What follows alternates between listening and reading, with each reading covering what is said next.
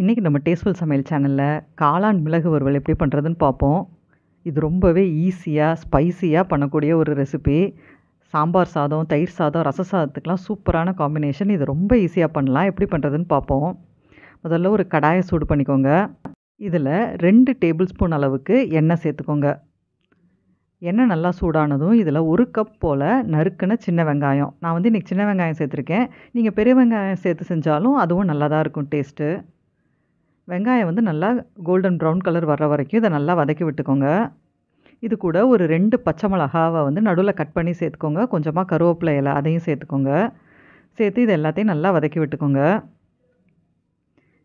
பாருங்கள், இந்த மாதிரி நல்லா இது கலர் மாற ஆரம்பிக்கிற ஸ்டேஜில் இது கூட நம்ம கட் பண்ணி வச்சுருக்கிற மஷ்ரூம் இதை எடுத்துக்குவோம்.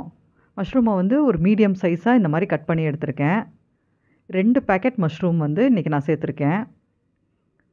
இதை சேர்த்து இது எல்லாத்தையும் நல்லா ஒன்று சேர்த்து கலந்து விடுங்க. மஷ்ரூம் நமக்கு கொஞ்சம் நேரத்தில் தண்ணி விட ஆரம்பிக்கும்.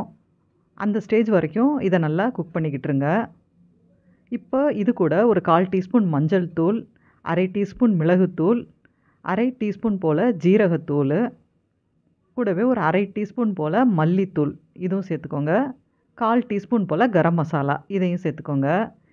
இது எல்லாத்தையும் சேர்த்து நல்லா கலந்து விடுங்க. பாருங்கள், மஷ்ரூம் நல்லா தண்ணி விட ஆரம்பிச்சிருச்சு. இந்த தண்ணி எல்லாம் நல்லா நமக்கு வற்றணும். அந்த ஸ்டேஜ் வரைக்கும் நம்ம குக் பண்ணணும். இதில் தேவையான அளவுக்கு உப்பு அதையும் சேர்த்துக்கோங்க. சேர்த்து ஒரு மிதமான தீயில வச்சு நல்லா பிரட்டி விட்டுக்கிட்டே இருங்க.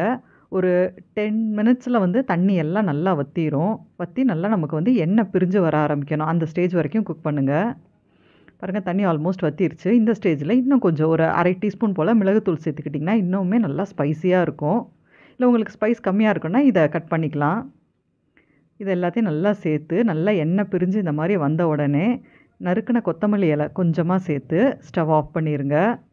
அவ்வளோதான், சுவையான காளான் மிளகு வறுவல் ரொம்பவே ஈஸியாக ரெடி ஆயிடுச்சு. இது நான் சொன்ன மாதிரி ரச சாதம், தயிர் சாதத்துக்கெலாம் சூப்பரான காம்பினேஷன். இதை கண்டிப்பாக ட்ரை பண்ணி பாருங்கள்.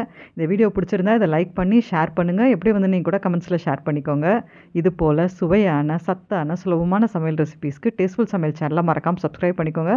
கூடவே பெல் ஐக்கானையும் ப்ரெஸ் பண்ணிக்கோங்க. அப்போ தான் நம்ம வீடியோஸ்லாம் உடனுக்குடன் நீங்கள் பார்க்கலாம்.